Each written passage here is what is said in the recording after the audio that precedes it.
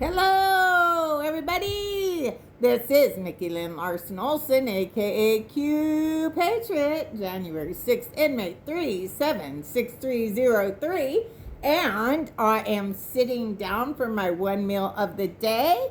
I no longer eat 3 meals a day. October 5th, I started eating 1 meal a day, and I am down 25 pounds since I started that.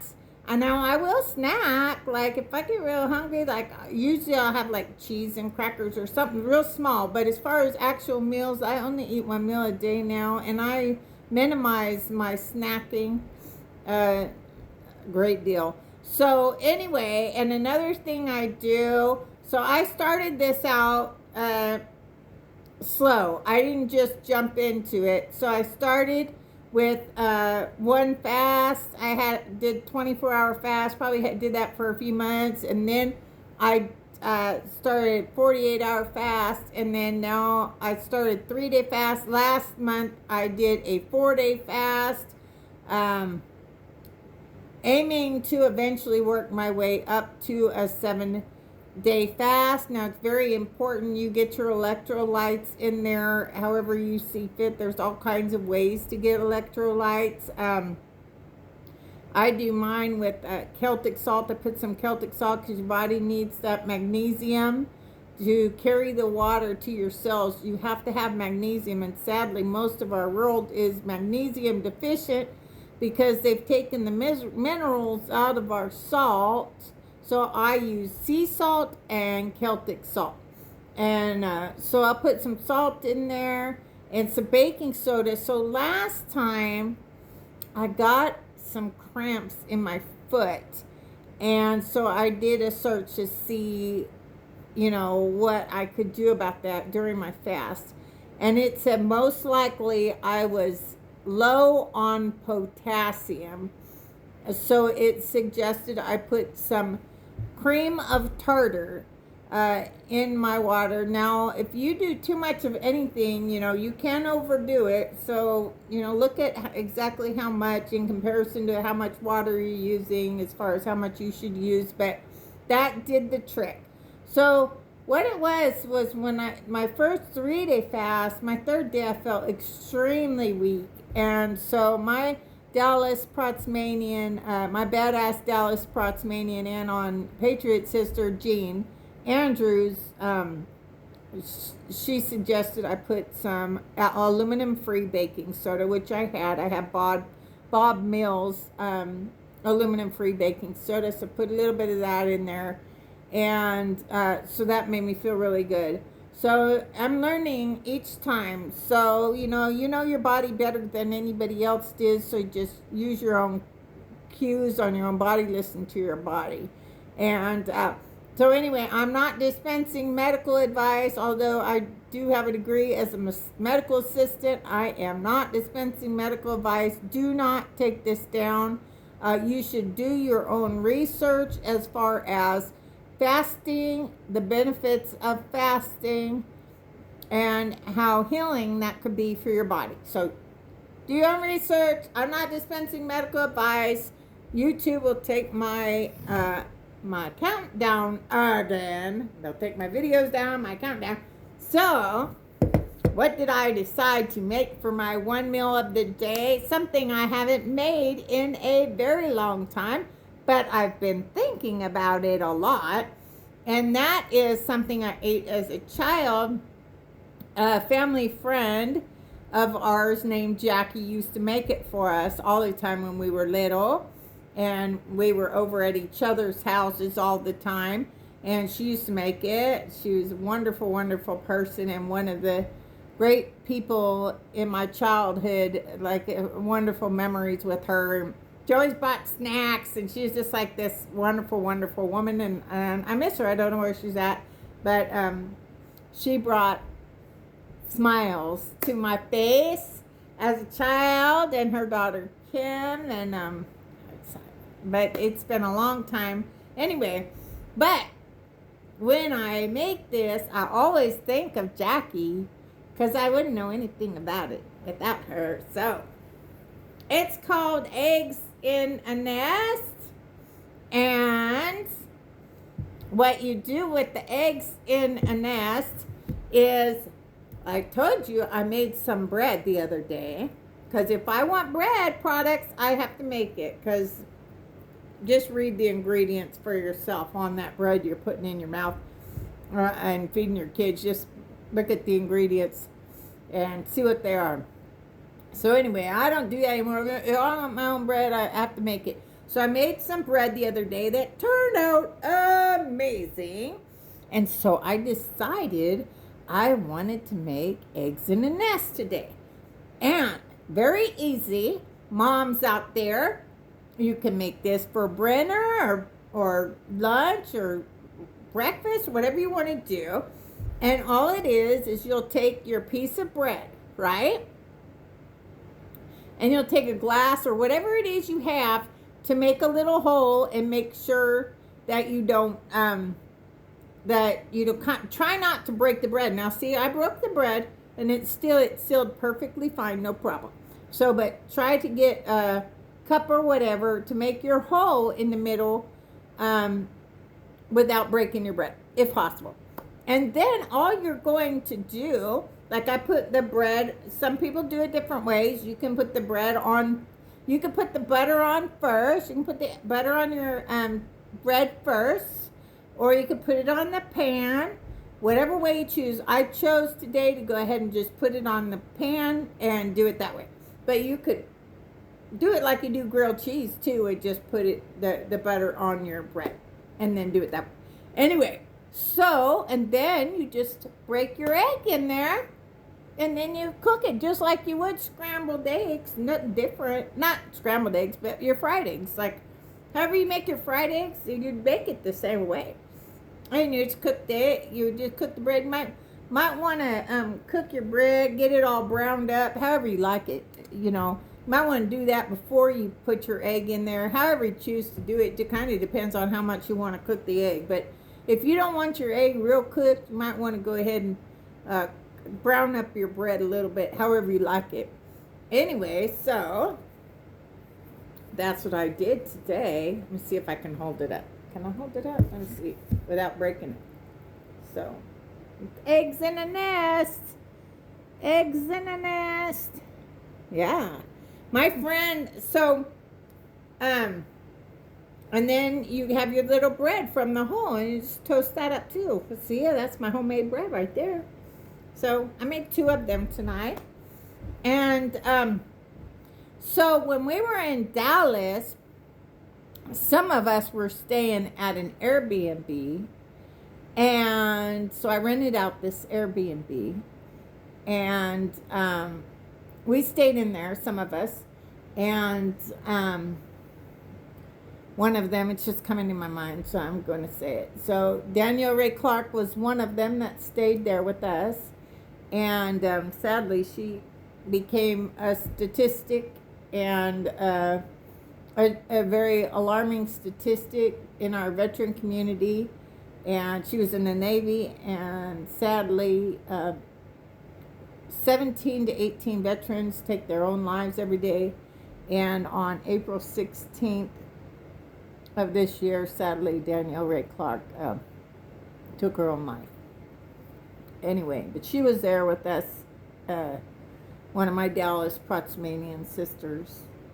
And, but anyway, so some of us were in there, and I didn't have a lot of money. None of us did, okay? I took a loan out through a firm, which was good to me. A firm was good, allowed me to do a lot of things. They're like personal loans, very high interest, but I couldn't have done a lot of the things I did on my mission without a firm. So, including going to the MAGA Jericho March in D.C., I couldn't have done a lot of things that I did without a firm. So I'm grateful.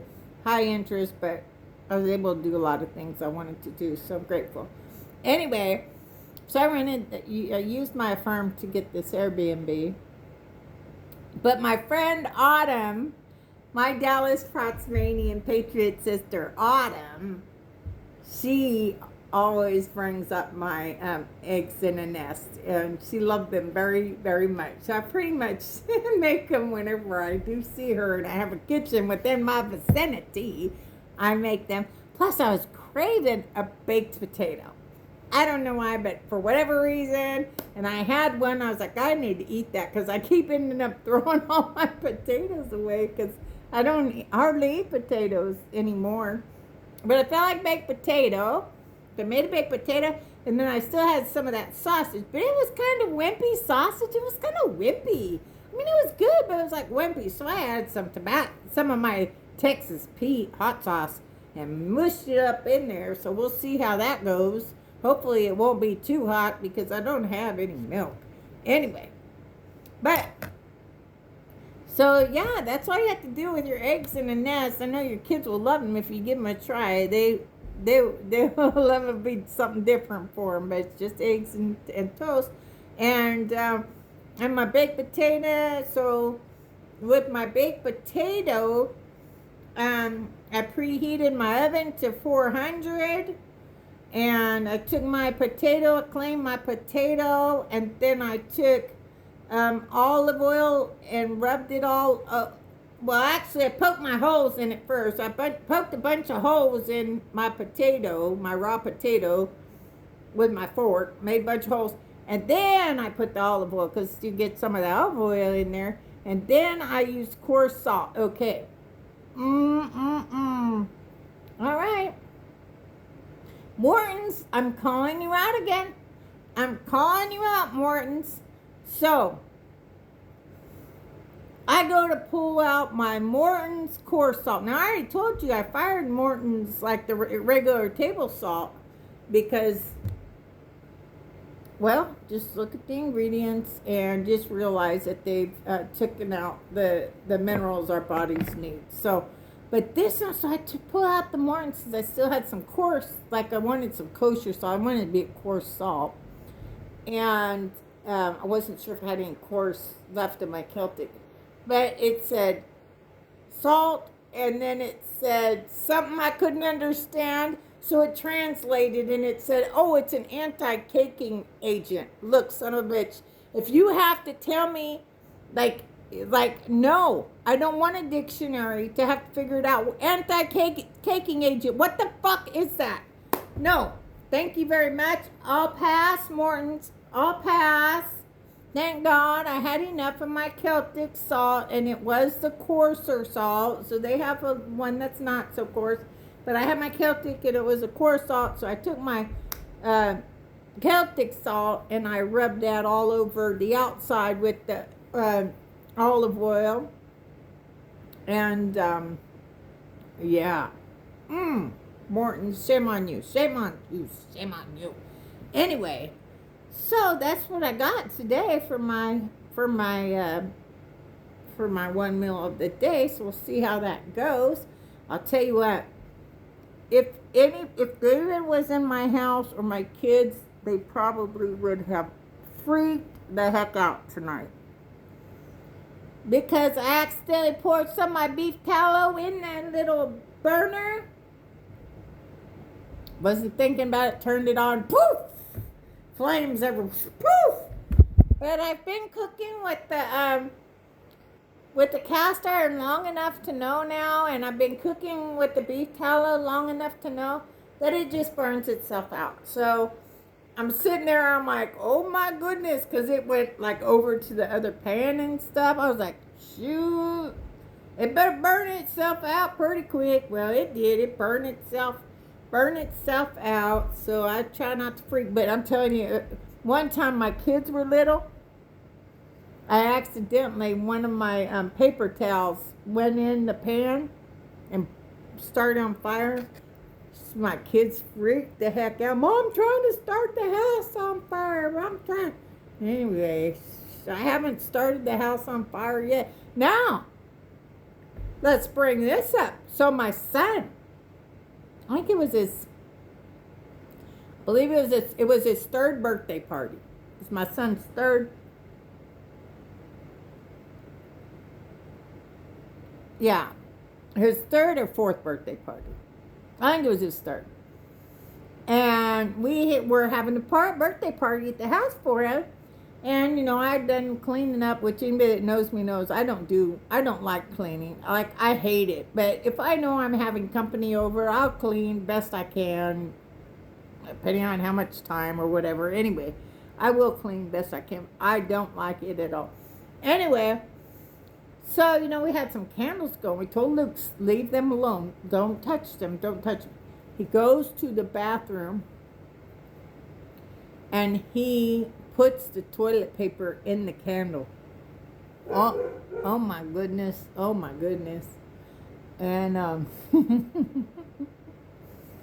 not good, not good. Dave I think that might have been the only legit spanking Luke ever got from David. Anyway. Although one time I'm deployed and I'm in Bahrain. And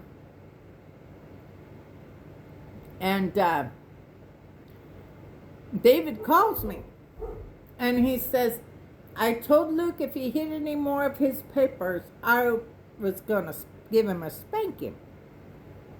He says, Mickey, he hid some of his bad papers again. So what should I do? He says to me. I said, you spank him. I said, if you're not going to follow through with your threat, your discipline, then don't say it. I pulled the same thing with my brother. He was visiting, staying here for a while. And he told my son, if you don't do this or that, I'm not going to do this or that. And then I said, you don't get to make threats to my son. If you're going to do that, you're going to follow through with it. So anyway, very much like that. I don't think it's a matter of if you spank or don't spank. I don't think that's it. It's a matter of, do you follow through with whatever discipline measure you put in place? If you tell your child you're going to do something or you're not going to do something, then you need to stand up for that. That's what I think is the problem.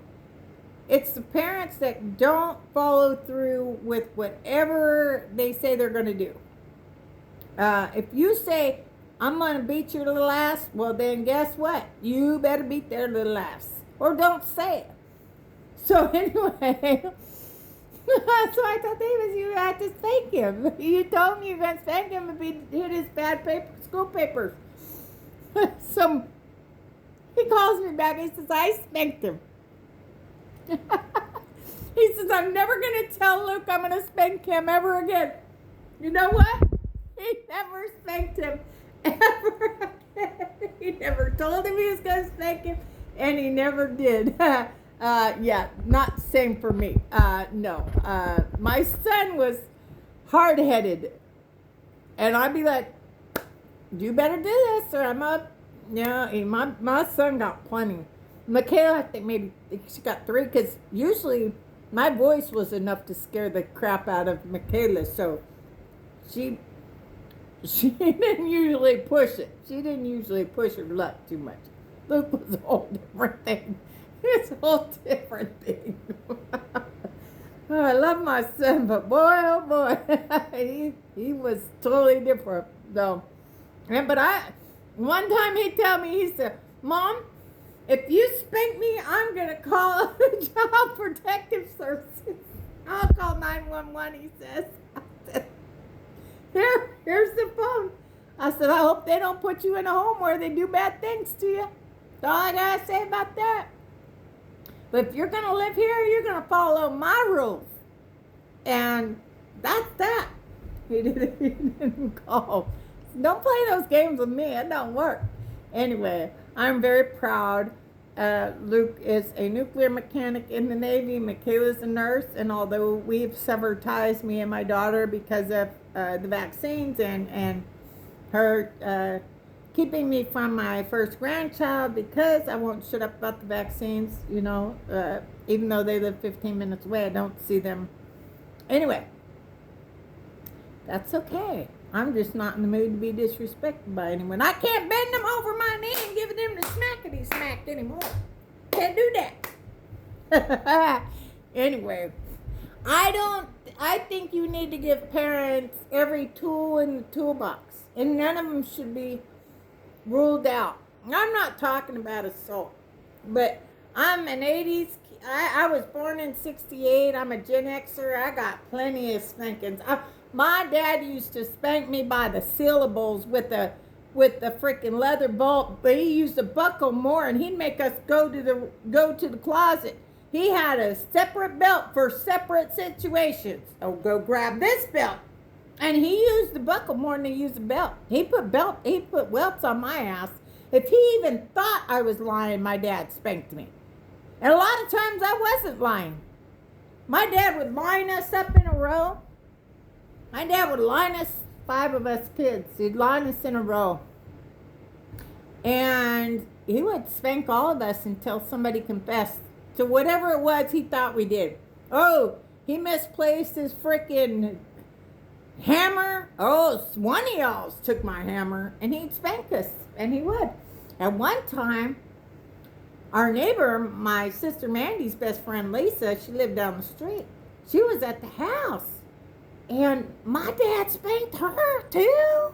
Oh, her mama was not happy. I don't think Lisa come back, and this was somebody that was at the house like all the time, like another sister. She was at our house all the time, went camping with us and everything. You know, taught her how to water ski and everything. Like she was a member of the family. But I don't think she'd come over after that. I don't think so. I don't think she stayed the night. I think Lisa told her mom what happened. I don't know. I don't remember, but I don't think so. Anyway. But yeah, we used to get whooped. And my dad used to pull our pants down and whip us. And he'd spank us with the syllable. He'd go, I don't know what the fuck you were thinking. Right? That's how my dad spanked us. We have welts on our back so bad you couldn't sit. And I never spanked my kids like that. I never took a belt to them. But, oh yeah. Yeah, especially Luke. He got spanky. He deserved them. I warned him every single time. I said, I will beat your little ass. I swear I will. One time, Luke punched a hole in my wall because I told him he wasn't going to work till he took a test I needed him to take. And he got all pissed and punched a hole in my wall in my house. Oh, yeah, I tore him up. Oh, I tore him up. And he was, I think, 16. I took him like he was a ping pong. My daughter, she was like, oh my goodness. I guess I didn't realize that my troop told me this. I had no idea, but I had a troop one time. And we was over in Kuwait. And I had this one troop that was horrible. Like she was the worst troop I ever had in my whole career, okay? And I had like over 200 troops in my career. She was the worst. Airman Jones, she was the worst troop. So we're deployed over there. My troops, they all knew me. We were all stationed at Shaw were we at Dias? Yeah, we were at Dias. And they all knew me, I knew them. We knew how to do our job. But there was a couple people that were from a different base. And one of them was from this other base. And, oh, she was just the worst. And so she come in. She was tasked. She was over at doing a detail with the cops, right? And she's over doing this detail. She come over trying to start the smack, and so my one troop, Brandy, she been working for me for so long. Like she knows me. She knows me better than I know myself, I guess. She's in there. That girl, that other troop done pissed me off so bad. Brandy got out the office. I went off on that girl. Not Brandy, the other one, this piece of shit. So Brandy come, I didn't hit her. Come on, I'm not crazy or nothing, but I did go off on her. First shirt wasn't happy with me, or whatever. I don't care. That girl. Anyway, so Brandy comes back in after this other girl leaves. And Brandy comes back in. And she goes, I go, why did you leave? And she goes, I saw your pulsating vein in your forehead. And I was like, girlfriend, in trouble. I go, what are you talking about? Pulsating vein in my forehead. She goes, oh yeah, when you get really, really, really pissed, you have a pulsating vein in your forehead. I'm like, no, I never know what you're talking about.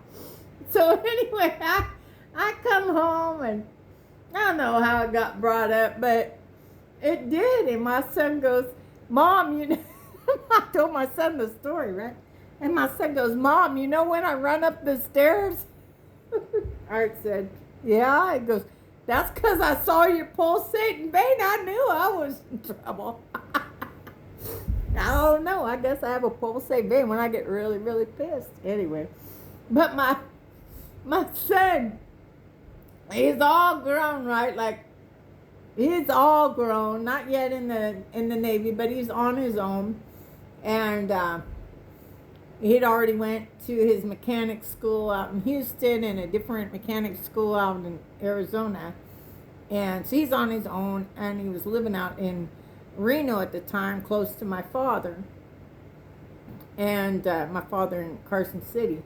And we're talking, and I told him about that story about his dad in the spanking, right? I was telling his friend this, right? And he goes, Mom, he goes, this dad, and he shows me, he says, Mom, this is Dad spanking me. Don't do that. He goes, it annoyed me so bad I cried just because I wanted him to stop. It was so annoying. He goes, Mom, you know, Dad don't spank like you spank. Anyway, I thought that was hilarious because Dave was so upset because he spanked his son. Never did it again. He never spanked Michaela, and he never spanked Luke ever again. So, anyway, so just some side note about, because like I said, I just kind of get on here and just talk about whatever, you know, nobody's being held captive, and then just kind of go over my 1 meal a day. So my baked potato with my sour cream, I'm happy to report that Daisy sour cream and cottage cheese both are perfect. They're good to go. The sour cream is nothing but cultured cream, which is exactly what it's supposed to be. And I think it's the same with the, but it's just 1 or 2 ingredients also with the cottage cheese for Daisy. So thank God, because I love Daisy, cottage cheese, and sour cream. So, yeah, very good baked potato tonight. Perfectly salted. I like a lot of salt in my potato, but also it's got like a crispy crunch to the potato skin. So, with my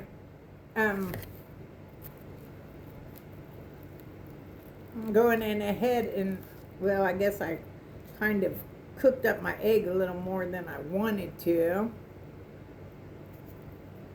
Still trying to figure out cast iron. Just got to figure out. It's a little different. But still gonna taste yum, delicious, yum yum. I know it will. Oh yeah. Yeah. Yum delicious, yum yum.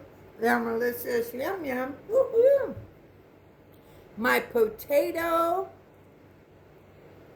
My eggs in the nest, although the egg's a little more cooked than that might have been just because I'm sitting there talking too much. Yeah, I'll let you know. Yeah, my homemade bread. So today,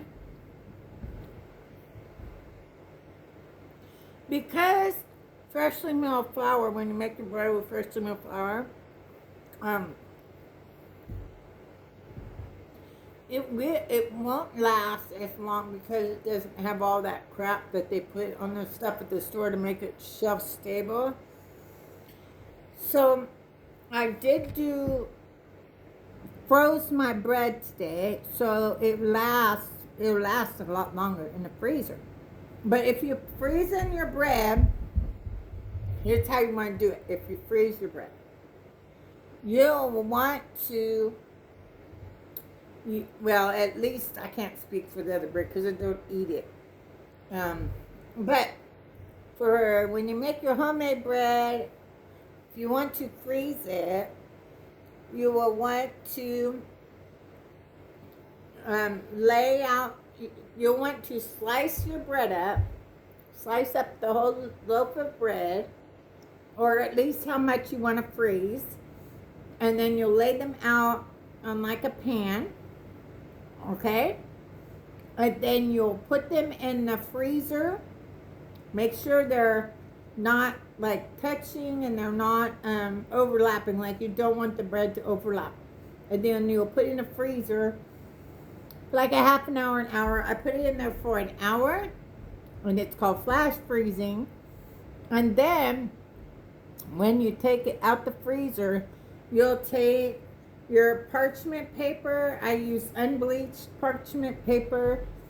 And then you'll go ahead and you'll put a piece of parchment, put your bread, then piece of parchment, put your bread, whatever. You'll keep doing that.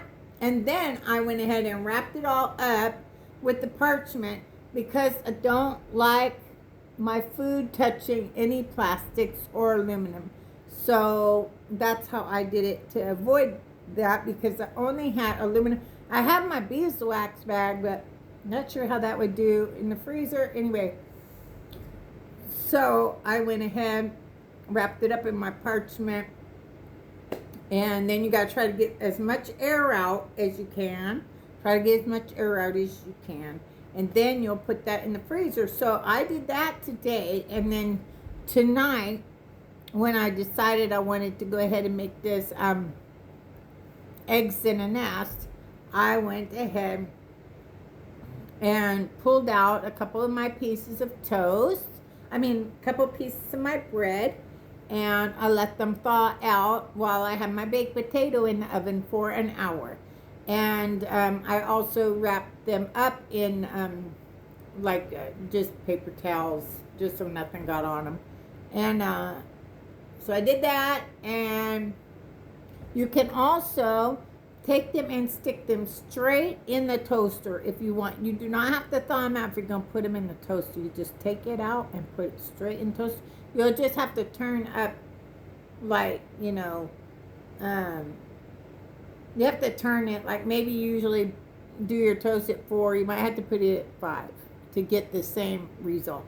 Okay, so, and then like I told you, I cooked up some more of that sausage, but I added some of my Texas Pete's to it, just to try to give it a little more oomph. Put some salt, pepper on there.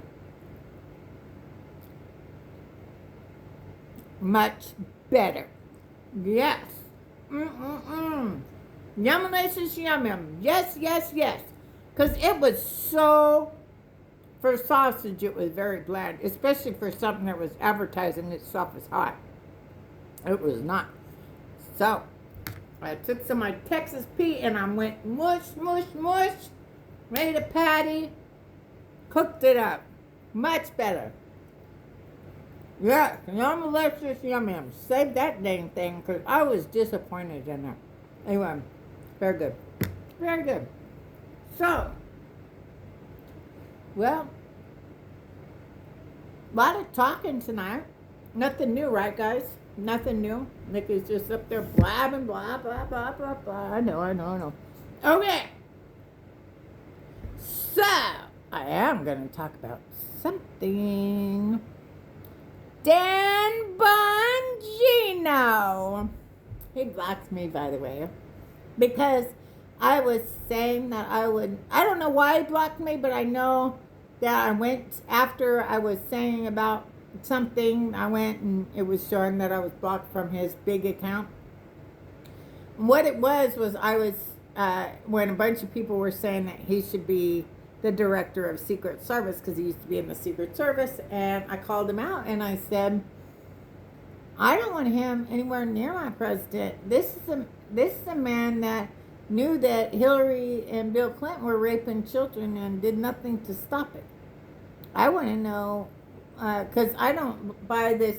If they're getting, you should. I don't care about this non-disclosure agreement nonsense. If you're gonna sit there and watch evil being done to children and not stop it, then I don't got any use to you. I certainly don't want you near my president. Anyway, Dan Bongino was a huge letdown. All right, because he went out there to the FBI and made it seem like he was going to do all of these things with the Epstein files, and he didn't do shit. And then, with like us J6ers, he sits there. So Brandon, do you pronounce his name? Straka, from the Walkaway Movement. Do you know who I'm talking about? Brandon from the Walkaway Movement. Straka. Oh, I always say his name wrong. It's embarrassing. He's done so much for us, for our movement and everything. It's embarrassing. I can't say his name right. Anyway, well, Brandon, I hope you know who I'm talking about, from the Walkaway Movement. Wonderful man. Great guy. And has done a lot for our conservative movement. And especially when it comes to bringing left-leaning people or leftists over to our movement, and he's done a lot. So Brandon, openly gay man who was a barber, a cosmetologist. I don't know if he still does that, but he used to do that. And he did this video a long time ago and was kind of just talking about why he walked away, all the reasons why he decided to walk away from the Democratic Party. It went viral and very powerful. He's a very powerful man. I've had the blessing of meeting him, and we used to do, Zoom calls and stuff like that. So just a really great guy. Anyway, so shoot, I guess Dan Bongino decided to talk some smack about him and us J6ers today on a post. Today, yesterday, whatever, but I just saw it today. Talking about us being babies and wearing diapers and calling Brandon a grifter, and him saying that Dan Bongino saying no grifters on his show. And so what it was Brandon, because and Brandon said he hadn't talked or even tried to reach out to him in over a year, or anybody else for that matter, but he was like, Dan Bongino's over there, on his podcast talking about weaponization of our government and stuff. And Brandon was a very powerful voice in our movement, and also a January 6th himself. And so he's reaching out to Dan, it's like, hey, I'd be happy to share my story, tell you how, the government was weaponized against me personally, or any of the January 6ers would be happy to talk to you about how the government was weaponized against us. I don't know word for word, and I wish I was smart like everybody else and I could pull things up and just say, hey, see, this is what was said. I don't know how to do none of that. I am technologically incompetent. I don't know how everybody does those smart things. I wish I could pull that email up for that post and show it to you. I don't know how to do it, everybody. I just don't know how to do it. Anyway, so, but yeah, and he went after Brandon, but Brandon called him out like how that's so hypocritical. Like, you're out there making all this money, making a name for yourself, claiming to be for us, right? And against weaponization of our government. But yet when somebody comes at you wanting to speak of how that has impacted us, you're not interested. You don't want to hear it. And you're calling us babies. Well, shit, Dan. How many days did you spend in our jail? Hmm? Oh, you're whining, crying, boo-hoo, boo-hoo, ah, boo-hoo. I don't get to see my wife. In the FBI, you can see my wife. You little bitch. You know what? Military troops like myself that served 21 years in the Air Force spend months and years away from our families, not coming home at night, in countries where people are trying to kill us. You call me a baby, you little fucking bitch? You calling me a baby, Dan? You blocked me, you little bitch? I'm an Iraq war veteran, you motherfucker. I'm an Iraq war veteran that almost got blown up twice in Iraq. And you gonna call me a little bitch? I got more balls than you. And I was born all woman. All woman. Gave birth to 2 children out my vagina. And one's a nuclear mechanic in the Navy. And you gonna call me a bitch? And you crying like a little girl because you don't get to see your wife as much? Shit, we got troops all over this country. Don't see their spouses for over a year. People trying to kill them. I can't be in the FBI anymore because I don't get to see my wife enough. And it makes me so sad. Wah, wah, wah. You're a little fucking bitch, Dan Bongino. And you ain't half the man Brandon is. You are not half the man Brandon is. And you never will be. And I will never respect you again. Brandon, thank you. All my fellow J6ers except for Jake Lang, who double middle finger military salute, you fucking racist piece of dog shit. You're a piece of shit, Jake Lang. So, anyway, my I guess it's, I don't know, breakfast, dinner, it's a little bit of both. I got a baked potato, sausage with some, I put some Texas Pete in there. It kicked it up a notch. It's perfect now. And my eggs in a nest, and all fantastic. So, I think we'll leave it at that, huh? Dan Bongino. You can't function without your wife. There's men and women in our military that don't get to see their husbands and wives for months, some years. And you can't even suck it up for your country. Yeah, you're a little bitch, Dan Bongino. Again, this is Mickey Lynn Larson-Olson, a.k.a. Q Patriot. January 6th, inmate 376303. Where we go one, we go all. The best is yet to come. Good night, y'all. God bless.